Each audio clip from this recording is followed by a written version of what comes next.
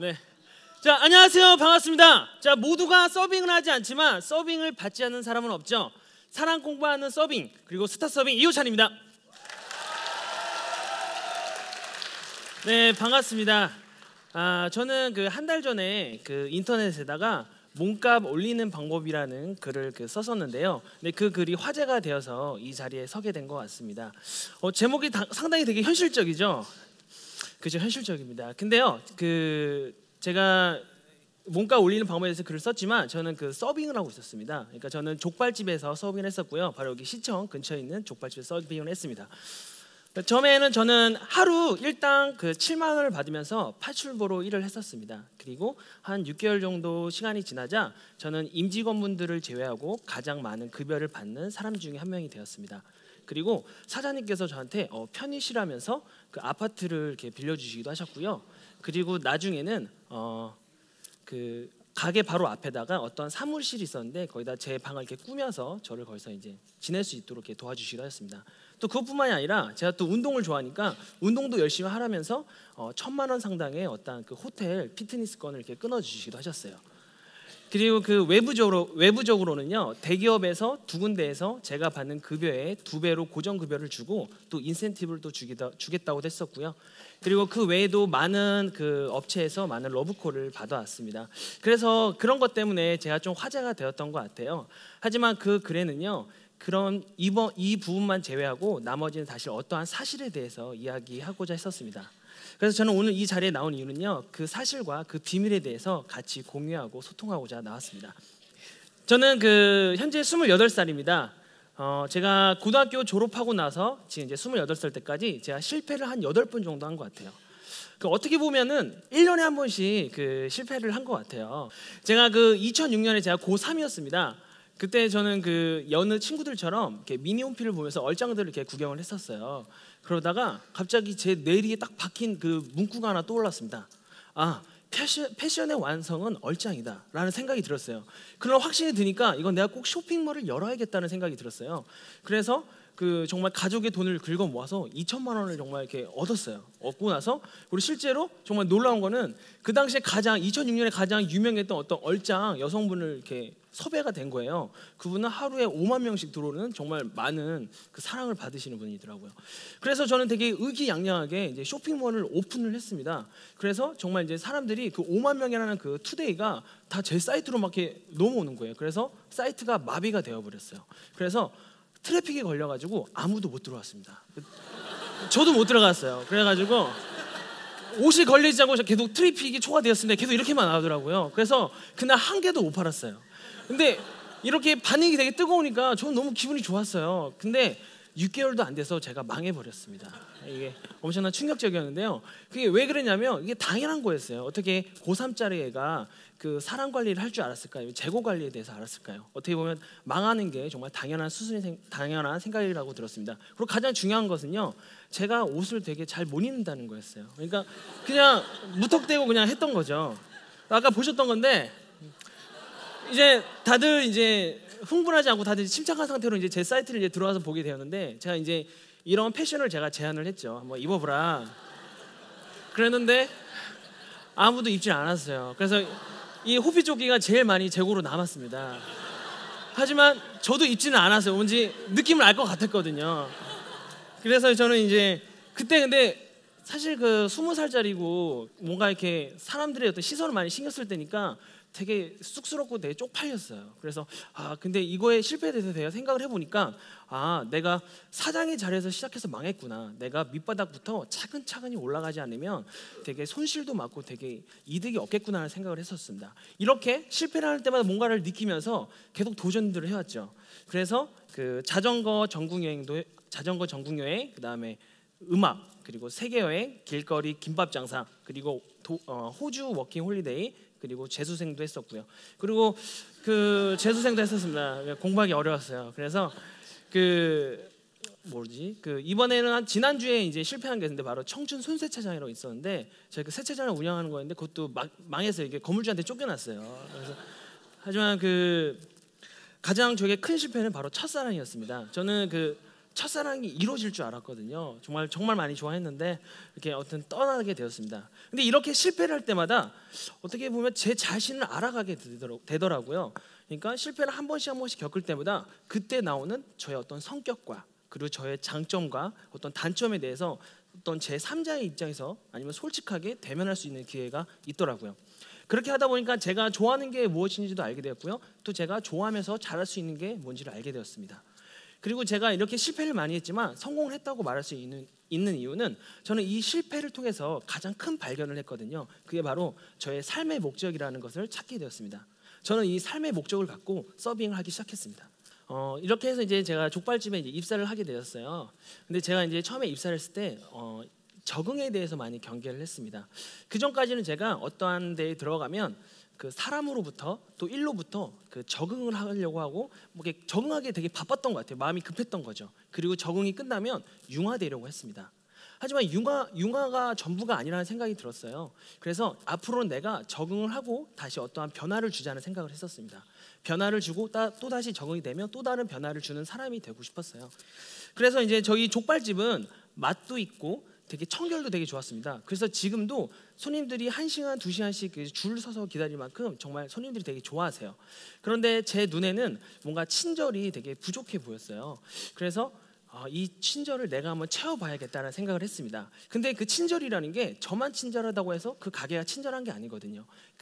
같이 일하시는 동료분들도 친해야 되니까 친절해야 되니까 같이 친절하고자 저만의 변화가 아니라 모두의 변화를 이루고자 했었습니다. 그래서 제가 처음에 시도했던 게 바로 언어였습니다. 언어를 이렇게 왜 생각을 했냐면요, 제가 호주 워킹홀리데이 했을 때 막노동을 한 적이 있었어요. 근데 그때 느꼈던 게 내가 있는 이 공간 안에는 부정적인 단어와 긍정적인 단어들이 막 이렇게 날아다니는구나라는 생각이 들었어요. 그때는 부정적인 단어가 엄청 많았습니다. 막 이렇게 뭐라고 말씀하시기도 하시고요. 가끔은 뺨도 맞은 적도 있었고 정강이를 차인 적도 있었어요. 그러다 보니까 제가 몸도 마음도 지치더라고요. 그만 맞고 싶었어요. 그래서 이제 내가 이제 가게에서 이제 들어왔으니까 이번에 긍정적인 단어로만 채우자고 생각을 했습니다. 그래서 저는 이제 무언가를 시킬 때마다 저는 긍정적으로 반응을 했습니다. 효찬아, 저기 있는 맥주 갖고 와라. 자신 있습니다. 효찬아, 저기 걸레질 좀 다시 해야 될 것 같아. 좋아요. 자, 지금 바깥에 손님이 지금 누가 토를 했습니다. 자, 누가 치실까? 제가 치우고 싶습니다. 꼭 경험하고 싶습니다. 저 시켜주세요. 이렇게 저는 0.5초도 생각하지 않고 시키는 것만 있으면 좋습니다, 좋아요, 남자는 힘 이러면서 저는 다 제가 하려고 했던 것 같아요. 일 욕심이 되게 많았던 것처럼 보인 것입니다. 그리고 이제 제가 이런 멘트를 모아서 이제 제가 이런 말들을 모아서 이제 멘트로 정형화를 시키기로 했어요. 그래서 물을 갖다 드릴 때도 자, 맑고 깨끗한 물 나왔습니다. 자, 약수물 나왔어요. 자, 청정수 나왔습니다. 자, 웅진코에 이런 말 하면 안 되겠죠? 자, 이런 것도 했고요. 그리고 크리스마스 때에는 제가 비빔국수를 팔았는데 크리스마스는 이렇게 얘기를 했습니다. 자, 오늘 밤 집에 가지 마시고 사랑하는 여자친구 지켜주세요. 그리고 크리스마스 선물로 비빔국수 5,000원. 그리고 또 회사원분들이 많으실 때는요, 자, 오늘 하루 수고했다며 자기 자신에게 선물하세요. 비빔국수 5,000원. 이렇게 이야기도 했었습니다. 그러니까 정말 힐링이 되니까 다들 이제 국수를 드시더라고요. 나 정말 오늘 수고 많았어 하면서 국수를 이렇게 드시더라고요. 근데 이렇게 이제 멘트를 만들다 보니까 또 한 가지 좋은 점이 있는데, 제가 이제 서빙을 하는 게 되게 몸이 힘들 때가 있잖아요. 그럴 때는 이 멘트에 제가 의지를 합니다. 그러니까 제 말에는 그 습관처럼 돼 있지만은 이게 긍정적이기 때문에 저는 이제 손님들한테 이렇게 유머를 던지죠. 그러면 그 손님이 그거를 듣고 되게 재밌게 응수를 하시거나 되게 칭찬을 하십니다. 그러면 저는 되게 기분이 좋잖아요. 그럼 그 기분을 가진 상태에서 다시 다른 테이블 손님한테 전달을 합니다. 근데 계속 그게 순환이 되다 보니까 되게 그 가게 분위기가 정말 되게 밝아지더라고요. 그렇게 이제 서로 손님들이랑 감정 교류를 하다 보니까 제가 어느 날 그 빨간 무생채를 들고 가다가 손님 청바지에 떨어뜨렸어요. 저는 되게 깜짝 놀랐죠. 근데 손님이 야, 너 정말 장난꾸러기구나 이렇게 하면서 오히려 저를 되게 위로를 해주시더라고요. 근데 저는 되게 느낌이 되게 좋았어요. 이게 바로 감동이구나. 그래서 나도 해야겠다 이런 생각이 들어서 이제 그 손님들이 가끔 술을 드시다 많이 취하시면 소주잔을 깨트리거나 이렇게 소주병을 깨트리세요. 그때 제가 어깨를 딱 치면서 자, 인생사가 다 소주잔과도 같아요. 깨질 때도 있는 거죠. 자, 기죽지 마시고 당당하게 사이다 서비스 드리겠습니다. 이렇게 해드릴 때도 있어요. 그러니까 손님들이 되게 더 기분이 좋아하시더라고요. 네, 그러니까 손님들은 그러니까 이렇게 서로 교류를 하다 보면은 실수도 눈 감아주시는 게 손님이고 또 저 또한 손님들 되게 예쁘게 바라볼 수 있는 것 같습니다. 두 번째로 하자고 생각했던 건 바로 예쁨을 받자는 생각이었습니다. 왜 보면 아기 엄마가 아기를 이렇게 웃겨주기 위해서 막 이렇게 재밌는 표정도 짓고 되게 제스처를 취하시잖아요. 그때 웃는 아기도 예쁘지만 그걸 하고 있는 엄마도 저는 되게 예쁘다는 생각이 들더라고요. 그래서 나도 이모님들한테 아니면 주방사한테 예쁨을 받아서 그 이모님들 마음에 예쁜 마음이 더 깃들길 바랬어요. 그래서 저는 달렸습니다. 1층과 2층 그리고 다른 건물의 2층과 포장 코너를 제가 돌아다니면서 이모님들 도와드릴 게 있으면 도와드리고요, 이모님이 등만 보였다면 바로 안마도 해드리고요, 그리고 그냥 지나가게 되더라도 하이파이브라도 치면서 지나갔습니다. 그렇게 하면서 저는 그 신발을 한 달에 한 번씩 바꿔 신어야 될 만큼 정말 많이 움직였어요. 제가 생각했던 모토는 바로 3초였습니다. 이 자리에서 3초 이상 서 있지 말자는 생각을 했었어요. 그러다 보니까 왼쪽 신발이 빵꾸 나기도 하고요, 초반 몇 달에는 다리를 쩔뚝쩔뚝 거리겠습니다. 밤 9시만 되면 다리가 너무 아파서 쩔뚝쩔뚝 거리기도 하더라고요. 그리고 저는 소금 그래프라고 있습니다. 제가 여름이든 겨울이든 땀이 나도록 계속 돌아다니니까 이게 땀이 나면 나중에 이게 하얀 선이 있어요. 근데 저는 이 선을 보고 내가 오늘 어제보다 내가 덜했구나, 이런 그런 그래프가 있었습니다. 뭐 그렇게 했는데도 저를 예뻐하시지 않는 이모님들이 있어요. 너 되게 오버한다 이렇게 말씀하시는 분들이 계셔요. 그분은 특별 그 관리 대상이었습니다. 그래서 어떻게 했냐면 이제 이모가 저한테 오늘 예민하게 갑자기 짜증을 내세요. 그러면 저는 적습니다. 27일 날 이모가 나에게 화를 냈다 이렇게 적었어요. 그리고 다음 달 이모가 또 27일 날 또 화를 내요. 이모가 27일 화를 냈다. 이모 오늘 생리 이렇게 적었습니다. 그래서 저는 저만의 이모님들의 생리 주기가 다 이렇게 있었어요. 그래서 정말이에요. 그래서 이제 우선순위로 제가 이제 이모님들이 같이 맥주바스를 들고 와도 그 생리라고 생각하는 분에게 먼저 도와드리고 좀 말이라도 좀 더 배려해드리고 뭔가 이모를 좀 더 도와드리려고 했던 것 같아요. 그러다 보니까 지금은 감사합니다. 네. 그러다 보니까 저는 정말로 지금 저를 싫어하시는 분이 아무도 안 계세요. 그리고 제가 이제 거기를 그만두었지만 제가 어제 이제 거기를 들렸는데 저를 우시면서 반겨주시는 분도 있을 만큼 저는 되게 큰 감동이었습니다. 그 서빙을 하면서 이모님들이나 아니면 서빙하는 사람들이 가장 많이 스트레스를 받는 게 뭔지 아시나요? 바로 자격지심입니다. 그 자격지심이 뭐냐면요, 야, 저 사람이 나한테 이렇게 했는데 나 서빙한다고 무시하는 거 아니야? 저 사람은 나보다 나이도 어린 것 같은데? 자꾸 손님들이 어떤 걸 할 때마다 자기의 서빙해가지고 무시한다고 생각을 하시니까 더 냉랭하게 대하시기도 하고 어떨 때는 싸움이 나시기도 하셨어요. 하지만 저는 그런 스트레스를 전혀 받지 않았습니다. 왜냐하면 저는 서빙에 대해서 많은 고민을 했었고, 그리고 고민한 만큼 자부심도 있었습니다. 그리고 그 사람들이 이렇게 많이 물어보세요. 그 사장님 아니세요? 아니면 사장님 아들이신가? 이렇게 물어볼 때가 있었습니다. 근데 그리고 동료들도 야, 너 정말 사장 마인드로 일한다라고 생각을 하셨는데요, 저는 한 번도 제가 사장 마인드로 일한 적이 없습니다. 왜냐하면 제가 진짜 사장이라고 생각을 했기 때문입니다. 그래서 저는 그 이유가 뭐냐면요, 그 사장 마인드를 갖게 되면 보상을 바라게 되더라고요. 내가 뭘 해서 자꾸 보상을 이렇게 보상을 바라다 보니까, 근데 사실은 사장 마인드로 해서 사람들이 사장의 월급을 주는 건 아니잖아요. 그때 저는 지친다고 생각을 했습니다. 가장 중요한 건 바로 저라는 기업의 사장이어야 된다는 생각을 했습니다.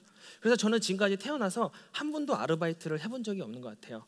왜냐하면 제 가게가 아니더라도 저는 저의 기업을 키우기 위해서, 저의 실력을 쌓기 위해서, 투자를 하기 위해서 저는 열심히 했던 것 같습니다. 그래서 네, 좋습니다. 그래서 그 사실은 외부의 어떤 보상 같은 것을 저한테 해준다고 해도 저는 그게 사실은 중요하지 않았어요. 왜냐하면 저에게는 삶의 목적이 있었기 때문에 그런 외부의 어떤 보상들이 저에게 되게 사소했던 겁니다. 그래서 대기업을 거절할 수 있었던 거고요. 그리고 제가 있던 족발집에서도 저에게 많은 혜택을 줘서 있었던 게 아니라 저의 삶의 목적에 맞는 어떤 부합된 것이 있었고, 제가 거기서 배울 게 있고 그 느끼는 게 있었기 때문에 있었다고 생각을 합니다. 저희 부모님은요, 두 분 다 정신지체 장애인이십니다.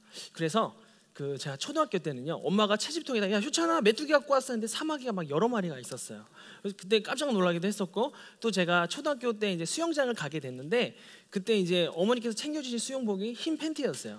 그래서 이게 정말 잘 벗겨지더라고요. 5m를 못 가요. 이게 자꾸 벗겨지고, 또 엄마가 사주신 게 그 해녀분들이 쓰시는 물안경이었어요. 그러니까 이 물안경이 그 유리로 돼 있어서 이거를 착용하고 이게 깨지면은 수영장에서 이제 안 된다고, 저는 이제 친구들 수영 끝날 때까지 그 밖에서 기다려야만 했었어요. 그러니까 이런 에피소드 말고 저는 엄청난 에피소드가 많아요, 어머니를 통해서. 근데 그때 저는 요즘 이런 생각을 했습니다. 만약에 내가 이러한 상황에 따라서 이러한 거에서 따라서 내가 의기소침하고 마음을 가둬두었으면은 내가 이 자리에 설 수 있었을까, 그리고 삶의 목적을 찾을 수 있었을까라는 생각을 했었습니다. 근데 되게 어려울 것 같다는 생각이 들더라고요. 제가 밖으로 나오지 않는 이상 밖에 뭐가 있는지 알 수 없었고요. 제가 제 마음을 쓰지 않는 이상 제 마음에 뭐가 있는지를 알 수 없었습니다. 그래서 저는 이 모든 것들이 사실은 마음에서 비롯됐다고 생각을 합니다. 그래서 제가 오늘 여러분들 사실 그 비밀에 대해서 이야기했던 거는 바로 마음입니다. 우리 모두 다 재능이 달라요. 재능이 다르지만 우리 각자 갖고 있는 공통적 그리고 평등한 것은 바로 마음이라고 생각합니다. 이 마음으로 우리는 나누기도 하고 또 이렇게 힘을 주기도 합니다. 그래서 제가 이 서빙에 대해서 제가 자부심을 가질 수 있었던 것도, 저는 사람들이 뭐라고 얘기를 해도 제 마음을 담아서 또 거기에 의미를 부여하고 거기에 재미를 주다 보니까, 그래서 사람들이 저를 더 이렇게 좋게 봐주셨던 것 같습니다. 그래서 우리 모두 다 그 마음을 다해서 살았으면 좋겠고요. 저도 앞으로도 마음을 다해 살도록 하겠습니다. 지금까지 스타 서빙 이호찬이었습니다. 네. 네.